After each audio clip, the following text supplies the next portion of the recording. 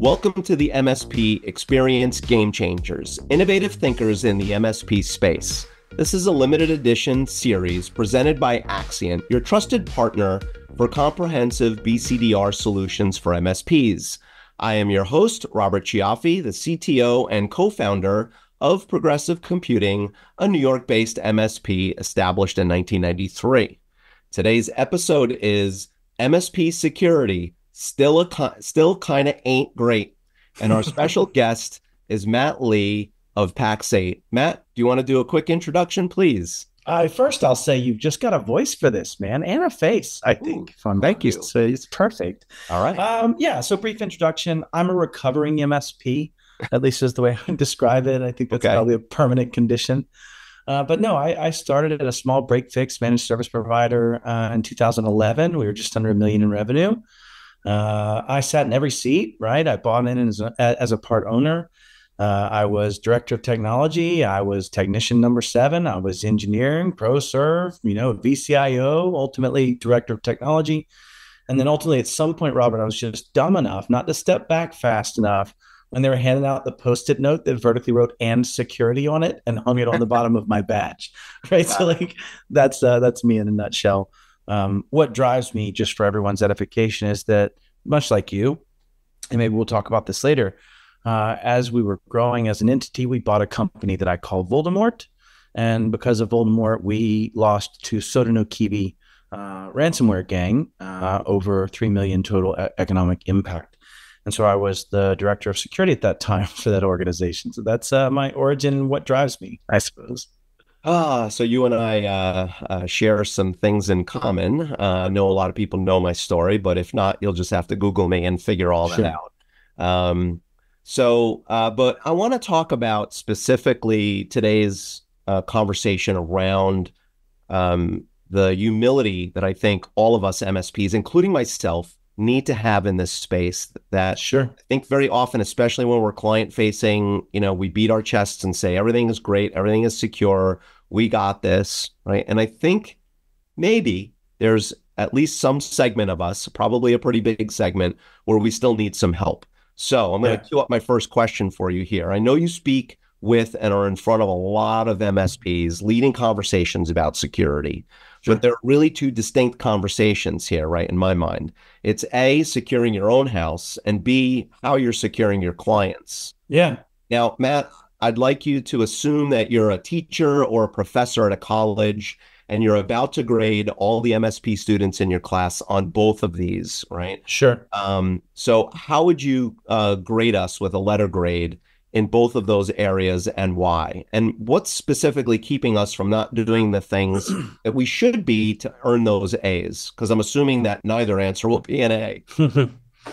I think pain and pressure are what's missing to be an A, if I'm candid, right? And so if I had to give my just off the cuff grades of where people are right now, I would probably say on delivering insecurity to their clients, they're probably maybe a C.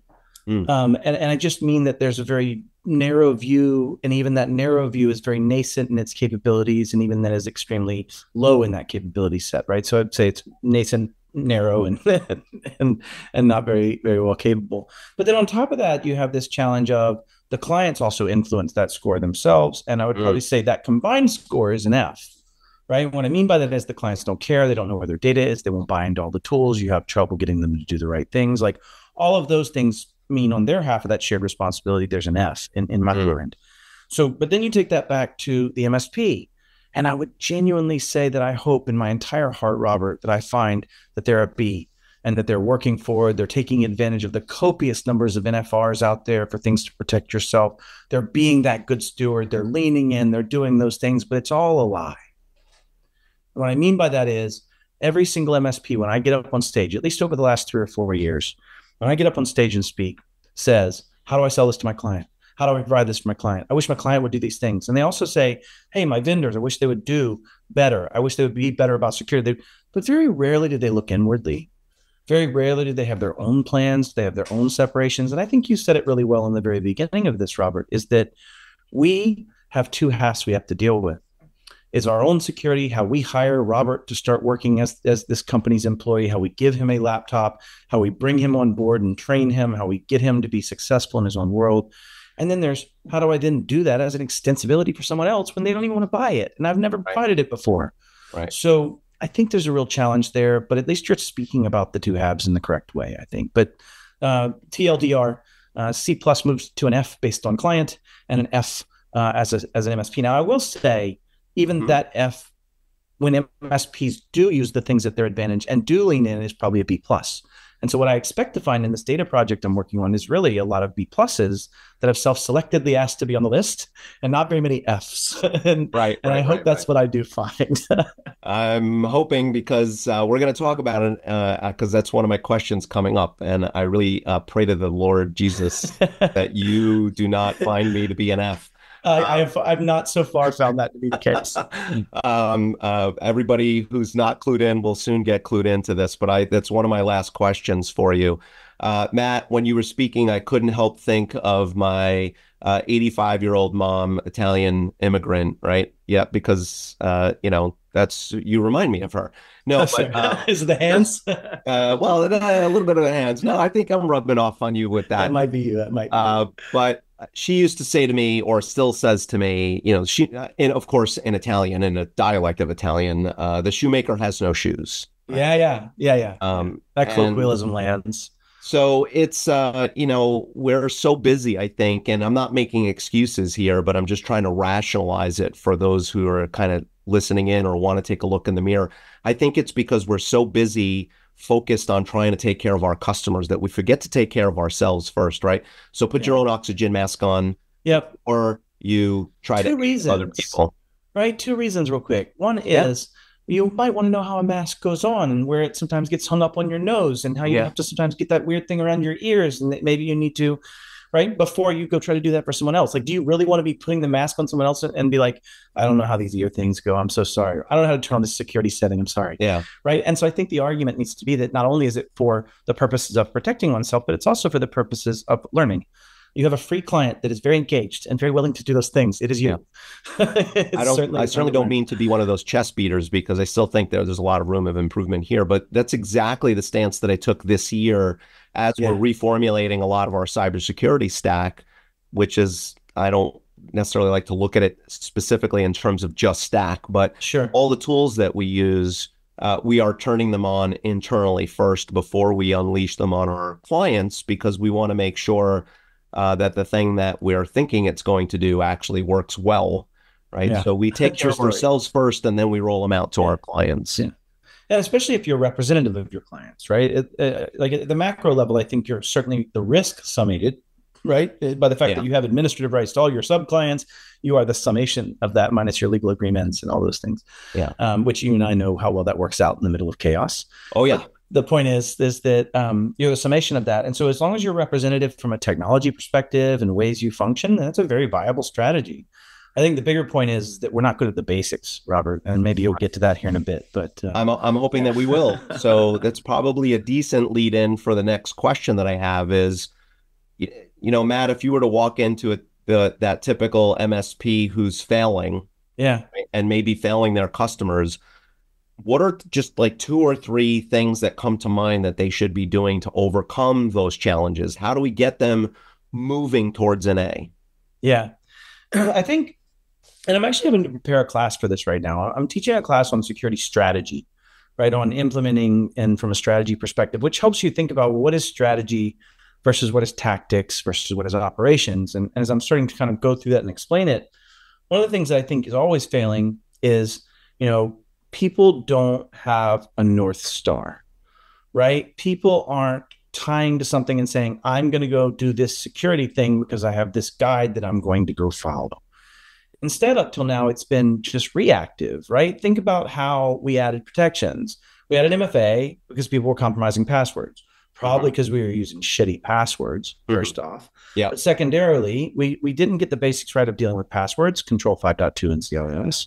We didn't get in, and I think you see where I'm going with this, is that in order to be closer to at least a B, just simply go follow some prescriptive framework. In Australia, you have the Essential Eight, which I think is woefully underserved, but still, if you hit it, is a massive move forward. You have CIS as an alternative, NIST CSF, CSF 2.0, NIS 2.0 is now coming out in Europe as an information standards. So I think the point is go find a framework and follow it. That'd be the first thing. And I know I'm like Johnny one string guitar at this point, Robert, but yeah. No, I think listen, man, I don't mean to cut you off here, but I think it's incredibly impactful to keep you talked about getting back to the basics, but you and I are thinking, oh, obviously everybody should be following a framework. Right. We're following CS controls. But then when I ask a lot of my peers what they're doing, and they're like, I know how to spell CIS and NIST, but they don't necessarily take it seriously. So don't think that you're playing just a one-string guitar there. I think it's important that we keep saying these words. Well, and then once you're following a framework, I think it's about thinking like a threat actor. And what I mean by that is after my victimization, Robert, and I don't say I wear that sword because I wear it, but a lot of people were victimized in that, right? The end customers, the employees, the owners, everyone. But that said, when we were victimized, I started realizing that I was trying to play defense without ever understanding offense. Like I was trying to say, I'm going to stop every single yard from happening, but I didn't know you could do laterals. I didn't know I could throw a football forward. I didn't know that I could run with that thing. I didn't know somebody could block me out of the way. This is craziness. But if you're being real about it, you could not play defense in American football or coach it if you had not learned offense. It is impossible. And so the point that I'm making is that we often, as protection people, as blue teamers, as people unwillingly forced into this role in a lot of cases, are doing it with the ignorance of being a coach that has never played offense. And so I think the other thing I advocate for is go learn offense, go see what people do, go try out in tested rooms like Try Hack Me or Hack the Box or other trainings, Anti-Siphon, like name them. And go do that cyber range and learn it, or have someone do it. And the reason is it gives you context of understanding how to look at yourself from the eyes of your adversary, right? It'd be like me stepping out in the ring weighing 375 pounds at 5'4". I can't move, and I'm going to box with somebody. Like, it doesn't take much to figure out that adversary, right? It's like, I'm just going to move around a little bit, and then I'm going to punch him in the face, right? Like, that's the reality of it. And so I think the point is that we often are that boxer. If I had to make those two advocations, we follow a framework and then think like a threat actor. And if you do that, you'll look at that framework very differently, because you won't just say endpoints, my anti-malware on my endpoints.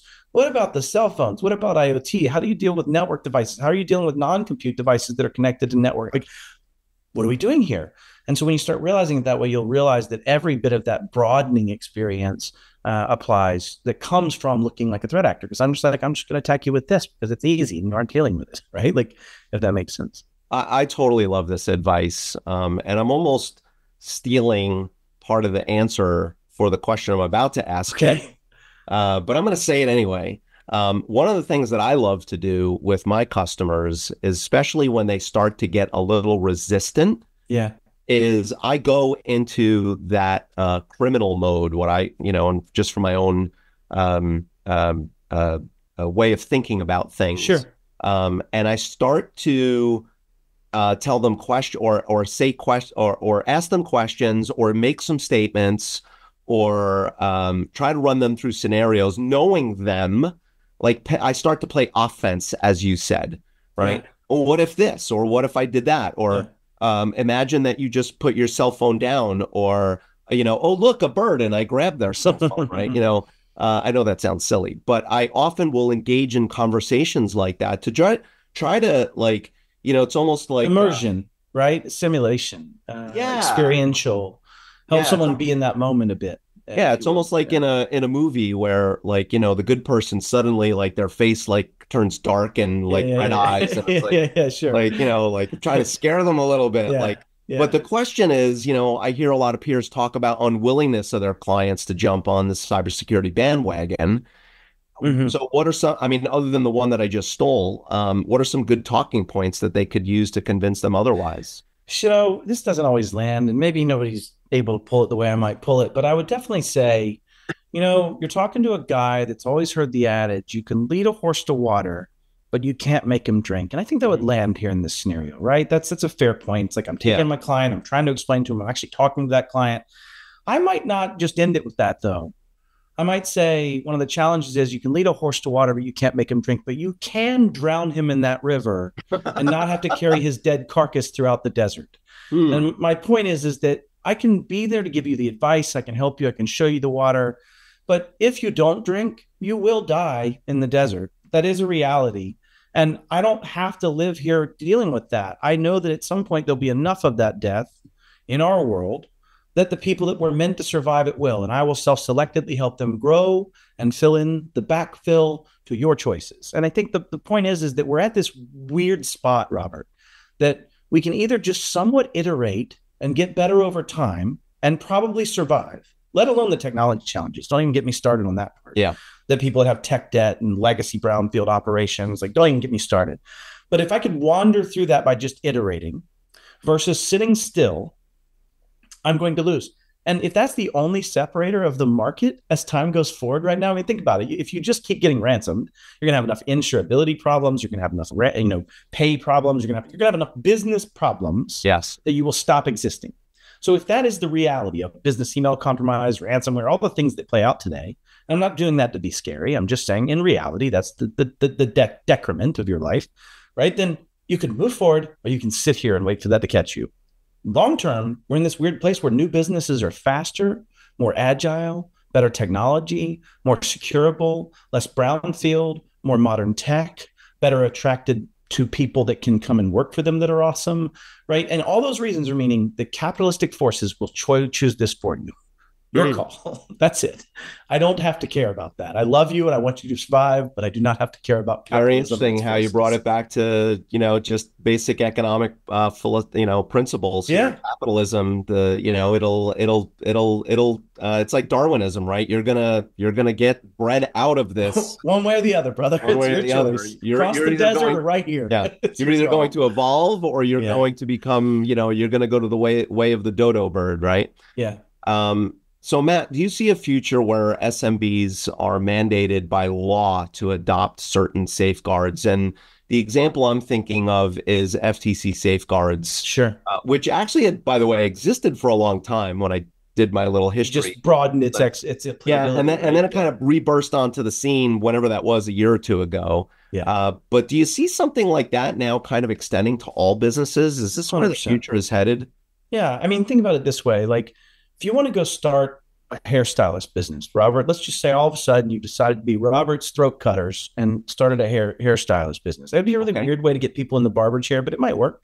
And so the point is that you would have to go to whatever state you live in, go take a class in cosmetology, go get that certificate, go get a business license based upon that certificate and start operating business.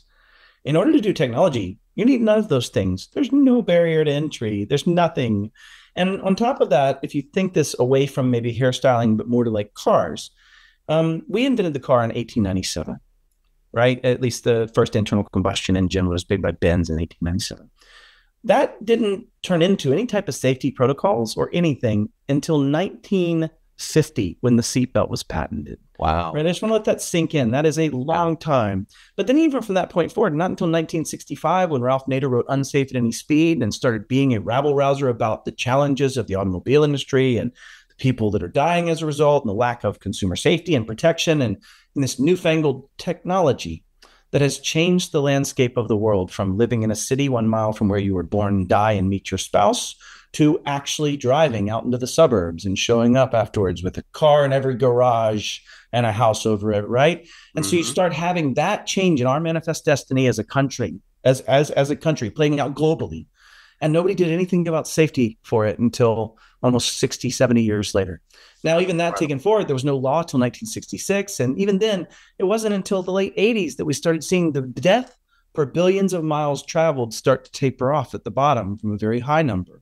And so what I'm getting at is if you look at that technology and its lifespan, it was 80 or so years before we started getting to a reality of protecting it. Well, we invented the computer and the digital computer in 1930 something. And here we sit, give or take, 80 years-ish later. My point is I think, yes, to your question, Robert, we will start seeing legislations, regulations. I literally just spoke with a few Senate staffers. I was blessed enough to be able to give some advice to a few Senate staffers working on this. And they just put a bill that may show up here pretty soon that goes in towards some of that growing regulation. And I think the challenge you speak towards is we can't just simply regulate the Robert Cioffis of the world, right? At some point, capitalism would say you're too expensive. You're asking to do all these things my guy won't do internally. And so you have to start putting those regulations and requirements on businesses. If I had to make my prediction, and the first one's already come true, about 7 years ago, I had a Risk Management Association roundtable with a bunch of bankers and insurance and said, hey, I think the next step's going to be insurance will be the fastest path to us solving this. And look at what that's done to your client base, right? The next thing I said in that meeting 7 years ago was I think banking will be the next, right? At some point, to get a good, favorable loan rate in SBA, or even to get SBA, you may have to have a cybersecurity business plan. You already have to have a business plan. Why would you not tell me how you're going to protect the data you're collecting? Why would you not tell me how you're going to protect the interest of those lenders? And so I think you'll see it play out there in the capitalistic space. You're already seeing it with private equity players. In fact, I was on an airplane not too long ago, and there was these two guys in front of me that were in like total golf outfits, like the quintessential, executive. And they were like getting deep into SASE and ZTNA and architectures around single packet authorization. And like, I got a little giddy, right? And I was like, I was so excited. And I said, are you all in cyber? They're like, oh, no. We work with private equity advisors where we do due diligence. Like the reality is, I think capitalism always does correct, Robert. I think ultimately we have regulation. I think ultimately we have laws. I think you have to have some governance there. But I do believe capitalism itself is a force that's correcting. But yes, short answer. I love the perspective, Matt, and I'm certainly not advocating for over regulation or anything like that. I would much prefer self-regulation. Industry. Yeah, let's just get our stuff together. Yeah, exactly. And what does that mean? At some point, that means, Robert, back to your point, telling a company, no, I'm firing you. Why? Because you're not okay. And you won't let me get you okay. And I don't have to watch you die here. Yeah, you're not even philosophically on the same bandwagon. I can understand, like, some of our nonprofit clients that have some budget, issues, and, they want to do the right thing and they're trying to budget for these things. And we've set a plan. As long as we keep moving in the right direction, all right, I'll stick it out with you. I'll do my best. But if you're just fundamentally not there, what the heck are we having this conversation for? Right. And even to your point, not to get too far off on a tangent, you start thinking, if that same charity started tomorrow, I'd probably have them in a $20 business premium license or whatever the compendium is with Google. And I'd be able to do 90% of this stuff from the ground up in a native platform fashion. And so what you're really saying is, I'd love to protect this old charity that's still collecting money and won't do the right stuff with it. Or maybe it's betting on the others. And so to your point, for me, I'd want to know, where are you going? How are you getting out of where you are? I'm really trying to bet on the winner, but that may not be you. Sorry. I love you. As MSPs, then, we have a lot to struggle with there too, because it's revenue. And if I cut, you love them, they're your clients too. It's all those things. We've developed sometimes a personal relationship with these clients. 100%. Then if I don't have enough business, then I can't employ, then I got to cut back on team members. So it's, I just want to acknowledge sort of here publicly that it's a sticky mess. And it's not easy, because the cybersecurity layer or variable, as big as it is, was just kind of thrown at us like a live 100% right in the middle of us trying to figure out how to mature our MSPs. So, so don't feel bad if you feel like you're in the C, D, F kind of category, because you're a good looking F, and we're going to get to a C. Because there's probably a lot of us that, could use some help.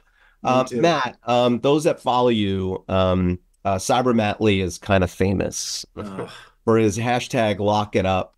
That is fun on LinkedIn. I totally love what you're doing there. I'm actually really jealous, but I won't say that out. Oh wait, I did. You did actually. Then we can edit it out in post. Let me pry into this a little bit, right? How often do you come across an unattended laptop or device that is actually locked? Because of course you're only showing us ones that you're finding. Right? And should you be celebrating those ever? There's my little challenge for you. You're not wrong. I have not. Okay, I'll guard this. How often do I come across an unlocked one? Every time. In Yeah. fact, usually within a few seconds, right? When I walk into a club lounge, when I walk into a place that someone feels safe where they shouldn't, it's really more about making your bed, right? There was a general that did a speech at MIT and talked about life as it is made based on making your bed or not in the morning, right? And he did this in MIT commencement speech. And he basically said, making your bed gives you a lot of things. It shows that you have discipline. It gives you a reward for actually accomplishing something first thing in the morning, right? Like all of these things. And he breaks it out as a life kind of conversation. I think that the not locking your laptop shows that you're not educated on the problem. You do not have the hygienic needs capable to protect yourself. And those same things will apply to everything else you do, just like making that bed. It means that you will probably not have passwords rotated. You have not probably followed frameworks in the right way. Like those things are outward evidence of that as a community, as a global community. So how many times do I find them every time I walk into a lounge? How many times do I find one locked? I don't know that I've thought of seeing one. And what I mean by that, I see people at laptops using them. That's not locked. Right. That's covered. That's protected. They're using it, hopefully aware of their surroundings and things they're using and the sensitivity thereof. But that said, I don't know that I've ever seen one just sitting there locked. Well, you got to do me the big favor, please. I'm going to find one. And you need to keep your radar open for this. Yeah, I will. Maybe it's a me problem, to your point. Yeah. It could be a filtering challenge. We find what we're looking for. I certainly have this disease. My business partner, who on a previous podcast I had as a guest talking about company culture, way better and has even taught me how to celebrate wins and successes. Sure. Right? Because I'm that typical technician. I find every little tiny thing wrong. It's not perfect until it's perfect, right? And I got to pick and nitpick and, pry apart every little thing. But I forget to celebrate success. So there's a challenge for you, Matt. Okay. I will try to find a locked laptop and send a picture of it. And my double challenge here is not at an IT conference, because all of your victims are typically found at IT and so these are the people who are listening going, oh, I don't want to get caught by Matt. Matt, I think maybe I have another question, possibly two, but I want to get this one in. I understand that you and some other super nice but very scary people are pressure testing the security of MSPs. Like my company. That's right. Yeah. In something called the Hackening, which unto itself sounds like a horror movie. And I'm just even afraid saying the words. So what is that? Who volunteered to be targets, and why are you and they doing this? Sure. Yeah. I'll tell you. So if anybody doesn't know what the term red team means, red teaming is usually a combination of like the pen testing skills or ways you might break into something, but emulating an adversary, right? Like where I'm trying to be like, it's offense. You spoke exactly. About it before, I did. And so what a lot of times those type of engagements, a penetration test or a red team engagement, could be $10,000, $20,000, right? They're fairly expensive. They're usually a week of time or 2 weeks of time, 40 hours, 80 hours. And so they're above the cost spectrum for a lot of managed service providers. But I have friends. And so what we did was we did a talk called How I Would Hack You for about the last 2.5 years, right? And you may have seen that one. I have. Myself, Tom Lawrence, and Jason Slagle were asked to step in for a guy that got stuck in a flight. And we ended up talking about how I would break into an MSP, which got us thinking about the data project of how are MSPs doing? And without those pen tests, are they wearing shoes, or are these cobblers unfortunately shoeless, to your advice? And so what we did was we decided we're going to do a talk. I got asked to do a talk at Wild West Hackin' Fest as an invited speaker, which is terrifying because they're the people that are like not just my peers, but way better than I am and ever probably hope to be. They do it every day, right? And so I'm going to go present to them. And so what we said was, why don't we combine these two kind of forces to say, what if we did a project where anybody that's a managed service provider providing services to end customers can sign up, sign away some pretty hefty legal things with us, and give us the ability to red team against them. Now, we're not going to try to take down your stuff and stop you from being able to serve those clients you love, but we do want to prove that we can get in. And I brought up red teaming to bring up CISA, right? The CISA, the United States Cybersecurity Agency, had just announced that they'd been in another federal agency for 5 months with their red team. They'd been living in that for 5 months, and they were not detected. And so the point is that what we hope to find is that I get in, maybe, and Robert's team for their SOC goes, hey, we found something, and you stopped me, and that we can show that MSPs are better than most federal agencies. No, I tease. That might be my slide. We'll see. But I do hope that what we find doing this testing, which we had about 60 something or 70 something MSPs sign up. I think of that, 60 were legal. There was a bunch outside the United States, outside my legal purview. And what we offered is, we're just going to not tell you, but we may select you to do a pen test. We're definitely going to select you to do some data gathering, some external vulnerability gathering, some things to get some information. But we may decide to try to break in and get into your environment or do things that allow us to gain access to your clients. Now, we're never going to touch your client's stuff because that might be in violation of what they're allowed to sign off in rights. We're really looking at your systems. And then we're going to destroy all our information as well. But the point is, we're going to do a talk based on, or series of talks based on the data we gather. And so who all's in? It's myself, Jason Slagle, Tom Lawrence. We have John Hammond. So if anybody's familiar with him, he's joining. I told you, scary people. Scary wife people. Actually is doing all the OSINT gathering, really? Initial surface gathering. So she's the one that's been looking at your website and gathering information about what clients you have and looking at what services you might use and trying to put tags on you that allow me to search all the ConnectWise users or all of these type of email users. So I can send catered things that might get through those systems, right? And so this is an exercise in showing OSINT, which is open source intelligence, combined with what a threat actor might see, and really just that view of the red team. And then at the end, we're going to provide every MSP that does go through this with some form of a report. Thankfully, to some sponsors, PlexTrack has decided to loan us an instance of PlexTrack. That's a reporting software. Whether or not we talk about this or not, there may allegedly be another red team that's willing to join in and give us some of their 100 red teamers. So, like I said, I has friends. I don't know what I signed up for, but I'm starting to sweat it again. And we do have your signed legal agreement, and I do appreciate you for that. And what I'm hoping, Robert, is that the people that have chosen to do this are at least self-selectedly in the 80-20 rule, right? That the Pareto principle finds you in that 20% that is in the C's to B's and A's, and not in the 80% that's probably in the F's to D's and is easy attack surface, right? Yeah. Well, let me tell you, even though you guys are, personal friends and business colleagues, and I know all of you, I can't imagine doing this if you guys were strangers. Sure. But even with the friendship and the comfort level, I'm still scared to death. And that's maybe one of the last points I want to leave the audience with is we've got to face our own fears. We can't just ignore the problem that we may not be perfectly secure or doing all of the things that we should be doing. It's okay to look in the mirror, or it's okay for Matt to call your baby ugly. That's all right, because there is a path to get out of that. And that's what I'm hoping for. I mean, I'm not hoping for an F, but if I got a C or a B, I look at this as opportunity. I mean, you've just handed me gold because you've shown me how a real threat actor would have broken into my systems. Yeah. So now you've given me an opportunity to close the door, so to speak, right? 100%. Right. Yeah. Right. That's a great way to call it. Yeah. So Matt, I could talk to you for a million years and never be bored. But unfortunately, that brings us to the end of our discussion on MSP security. Still kind of ain't great. I was going to say something else, but it's still getting there, though. Great, but it's space. It's getting there. Trying to be nice. Matt, thank you again for joining me today and helping lift our industry by sharing your wisdom and experience. How can people find you? Oh, find Cyber Matt Lee just about anywhere. There's probably a few people pretending to be, but most of them are people like me. Maybe they're red teaming you or playing. You never know. Yeah, you never know. Well, thanks everyone for tuning into our series, Game Changers, Innovative Thinkers in the MSP Space, graciously sponsored and presented by Axcient.